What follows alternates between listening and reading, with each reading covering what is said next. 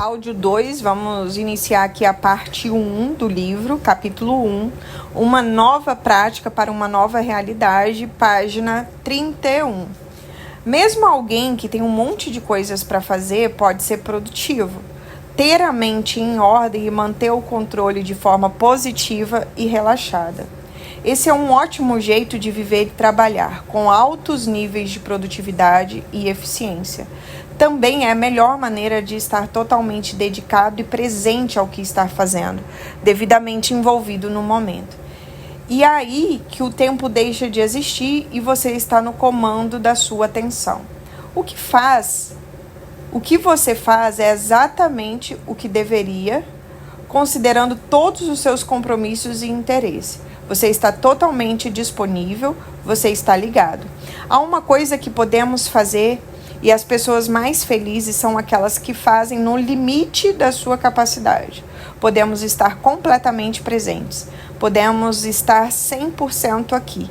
Podemos dedicar nossa atenção às oportunidades que surgem diante de nós. Mark Van Doren.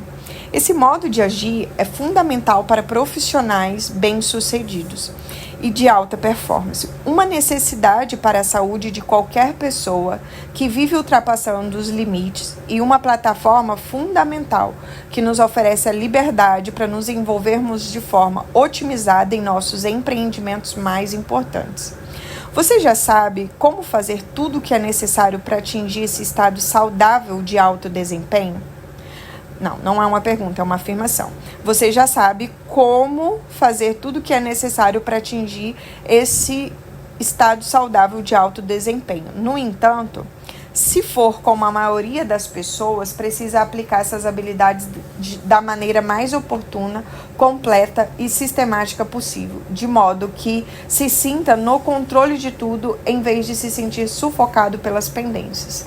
E embora o método e as técnicas que descrevo nesse livro sejam extremamente práticos e se baseiam no senso comum, muitas pessoas precisarão mudar alguns hábitos antes de desfrutar de seus benefícios. Essas pequenas mudanças no modo como você esclarece e organiza todas as coisas que chamam a sua atenção poderiam representar uma alteração significativa em sua maneira de abordar alguns aspectos fundamentais de suas atividades cotidianas. Mas as consequências quase sempre são consideradas transformadoras. O método GTD se baseia em 3 objetivos principais. O primeiro, capturar todas as coisas que devem ser feitas ou que sejam úteis para você, sejam grandes ou pequenas, para agora, para depois ou para algum dia, num sistema lógico e confiável fora da sua cabeça. 2. Educar-se para tomar decisões a respeito de todos os dados que recebe, de modo que você possa recorrer a um inventário de próximas ações e implementar ou negociar em seu devido momento. E 3. Organizar e coordenar todo esse conteúdo, reconhecendo seus vários níveis de comprometimento consigo mesmo e com os outros a qualquer momento. Esse livro oferece um método comprovado para esse tipo de gestão do fluxo de trabalho de alta performance. Também apresenta boas ferramentas, dicas técnicas e truques para sua implementação. Como você descobrirá, as técnicas do método GTD podem ser usadas e aplicadas a tudo o que você precisa fazer na sua vida pessoal e no trabalho. Tal como muita gente já fez, você pode incorporar os princípios à sua realidade gradativamente. Ou, a exemplo de outras pessoas, simplesmente adotar essas recomendações como um guia para retomar o controle quando sentir necessidade. O problema: novas demandas e recursos insuficientes. Quase todas as pessoas com quem converso sentem que têm coisas demais para fazer e pouco tempo para dar conta de tudo. Ao longo de uma única semana, prestei consultoria para 2 clientes, o sócio de uma grande empresa de investimentos que temia as novas atribuições que temia que as novas atribuições do trabalho pudessem influenciar seus compromissos com a família. E uma gerente de recursos humanos tentando lidar com mais de 150 e-mails diários, motivada pela meta de dobrar a quantidade de funcionários do escritório regional em um ano. Tudo isso enquanto procura manter sua vida pessoal nos fins de semana. O novo milênio assiste ao surgimento de um paradoxo. A qualidade de vida melhorou, mas em contrapartida, os níveis de estresse aumentaram, pois as pessoas assumiram mais responsabilidades do que conseguem cumprir. E é como se o olho fosse maior que a barriga. O excesso de opções e oportunidades traz consigo a pressão da tomada de decisões. E muitos se sentem frustrados e perdidos sobre a melhor situação. Não há mais fronteiras definidas no trabalho. Um dado importante para o aumento de estresse é o fato de a natureza do nosso emprego ter mudado de forma mais radical e mais rápida que o treinamento recebido e a nossa capacidade de lidar com esse trabalho. Na segunda metade do século XX, o trabalho deixou de ser exemplificado pela linha de montagem, atividades do tipo faça e passe adiante, e se tornou intelectual, o que Peter Drucker denominou o trabalho do conhecimento.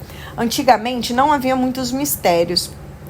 Os campos precisavam ser arados, as máquinas operadas, as caixas empilhadas, as vacas ordenhadas, os guindastes movimentados. Sabia-se o que precisava ser feito, era visível. Também era evidente quando o trabalho estava terminado ou não. Aumentar a produtividade era apenas uma questão de tornar o processo mais eficiente ou simplesmente trabalhar mais duro durante mais tempo. Quase todo o projeto poderia ser feito de uma maneira melhor e a quantidade infinita de informações disponível hoje poderia fazer isso acontecer. Nos dias de hoje, muitos de nossos projetos não têm limites demarcando seu início e fim.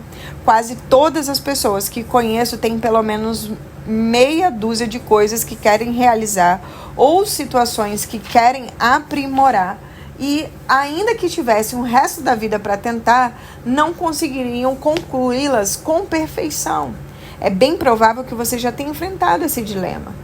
Como a palestra pode melhorar, o programa de treinamento pode ser mais eficiente, como aperfeiçoar a educação dos meus filhos, como melhorar seu blog, como aumentar a motivação da equipe, como ser mais saudáveis, como tornar o seu departamento mais funcional e, por último, quais são as informações disponíveis realmente relevantes para tornar esses projetos melhores?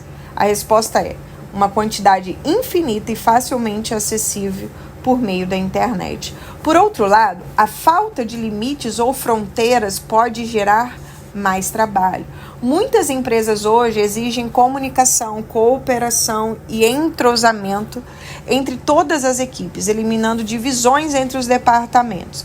Baias e divisórias estão entrando em desuso e com elas está acabando o luxo de não precisar ler e-mails de outros setores em que você é copiado ou participar de um comitê para tratar um assunto específico.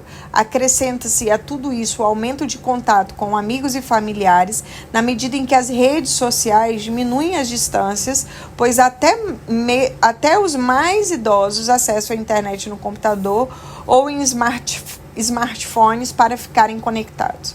As tecnologias de comunicação em constante inovação dificultaram exponencialmente a imposição de limites claros a nossos compromissos e nossa vida. A segunda década do século XXI vem testemunhando a preocupação com a questão da conectividade permanente, agravada pela globalização. Algumas equipes têm membros espalhados pelo mundo, pelo trabalho virtual e pela internet móvel, além da crescente dependência de aparelhos eletrônicos modernos que cabem no seu bolso ou se prende no pulso e têm a capacidade de maior processamento que uma sala cheia de computadores de 1975.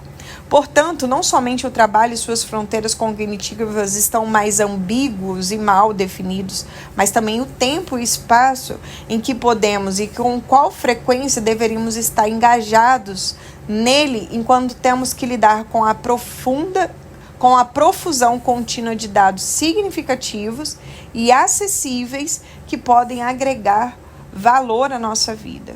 Nosso emprego e nossa vida continuam mudando.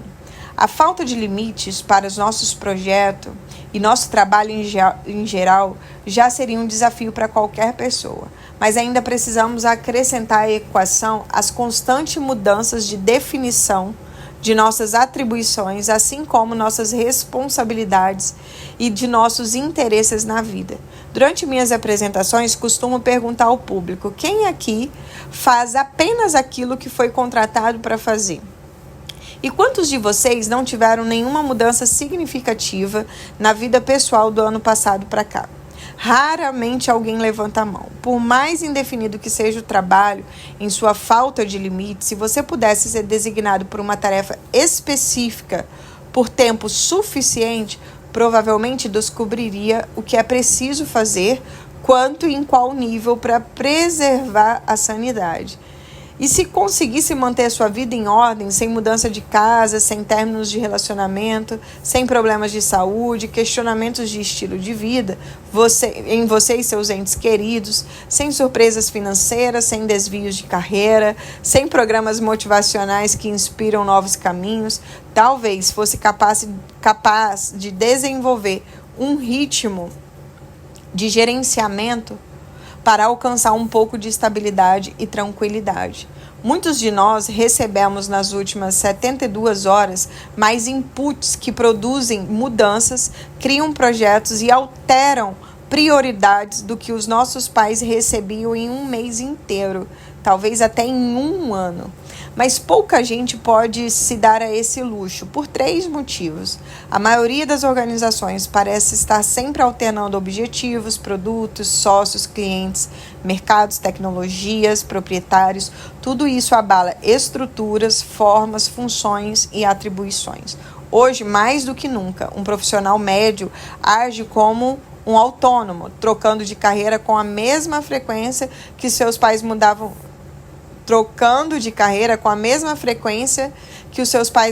de emprego na época deles. Até profissionais na casa dos 40, 50 anos adotam padrões de crescimento contínuo. Seus objetivos agora estão mais integrados ao da maioria: galgar todos os níveis da empresa, profissional, gerencial e executivo. Ou seja, não continuarão fazendo a mesma coisa por muito tempo. 3. A velocidade relativa das mudanças em nossa cultura, nosso estilo de vida e nosso campo tecnológico está criando uma grande necessidade que os indivíduos exerçam mais controle sobre a sua situação pessoal, seja cuidando dos pais idosos, lidando com um filho desempregado que volta para casa, enfrentando um problema de saúde inesperado ou embarcando numa grande mudança de vida com seu cônjuge decidiu promover. Tudo parece acontecer com mais frequência e causar consequências mais sérias que antes.